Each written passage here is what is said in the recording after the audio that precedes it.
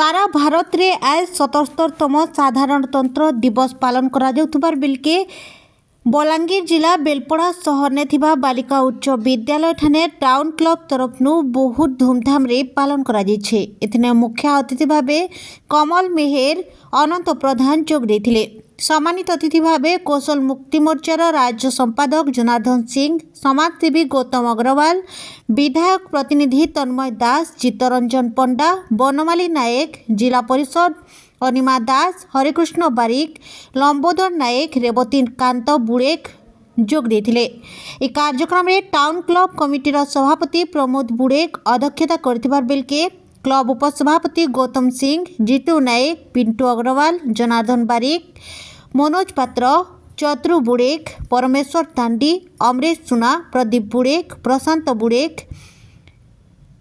प्रशांत पटेल, जितेन बुड़ेक, बलदेव पोड़, विक्रांत जोशी, चंदन पाढ़ी, जीतू खमारी, स्तंभु बारिक, नाराज सेठ, देवराज सिंह, प्रद्युम्न पात्र उपस्थित रही करी सबो काम तुलेथिबा बेलके पैरेड रे भाग नेथिबा छात्र छात्री मानको अतिथि मानकर द्वारा पुरस्कार प्रदान करा जायतिला।